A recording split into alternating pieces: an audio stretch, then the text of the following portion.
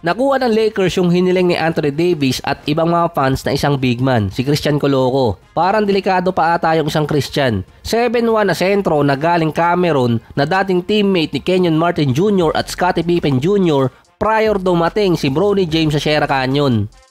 Naging number 33 pick noong 2022 draft ng Toronto Raptors si Coloco na naging Defensive Player of the Year nung college sa Arizona. Sa Raptors, nakapaglaro lang siya ng 58 games, almost 14 minutes, 3 points, 3 rebounds at 1 block per game nung rookie season niya.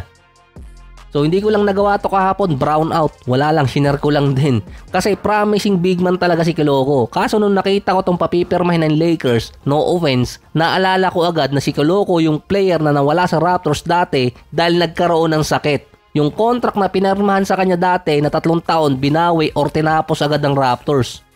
Nagkaroon siya ng condition na blood clot kaya nawala siya sa NBA. Ang sinabi ni Masai Ujiri yung status ni Coloco bilang NBA player nakasalalay na sa mismong NBA. Sila na ang magdi-decide kung bibigyan siya ng clearance para makapaglaro. Si Bronny James nabigyan ng clearance, draft combine pa lang. Kung hindi kasi nabigyan, hindi sila makakapasok sa NBA.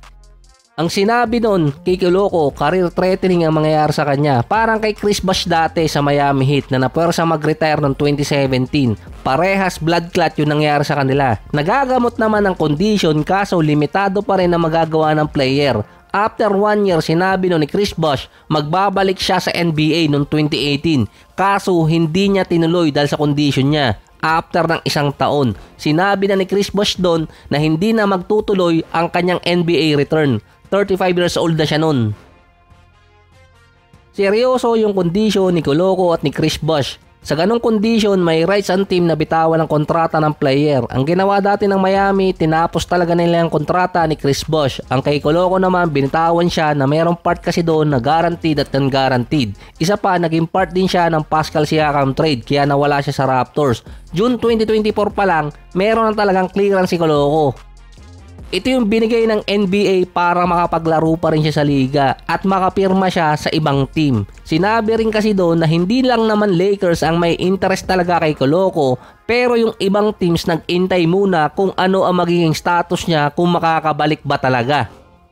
Ang sinabi doon ng Clutch Sports, may pagkakataon talaga si Coloco na maging part ng frontcourt ng Lakers. 24 hours na rin na nakakalipas mula nang lumabas ang balita pero wala pa nakalagay sa sport track sa kontrata ni Coloco kung ito ba ay Exhibit 10 or kaya sa main roster dahil kumpleto pa rin ang roster ng LA. So no offense ulit parang hirap na hirap kumuha ng player ngayon ng Lakers talaga. Meron pa naman mga available big man sa free agency. Pero kung sakali, 2 player sa kanila ang merong condition na maglalaro sa 2025 season. Si Bronny James at si Coloco. Si Bronny, secure na ang kontrata niya at nakasecure naman siya dati ng medical clearance. Si Christian Coloco, bukod sa kanyang condition, makikipag-agawan pa siya ng roster spot dahil dadaan yung training camp hanggang preseason. Hindi lang din siya yung may mga condition pang nakapaglaro sa NBA katulad ni LaMarcus Aldridge, nagkaroon ng heart condition, nag-retire tapos bumalik. Si Jeff Green naman, tumagal pa sa NBA after ng heart surgery.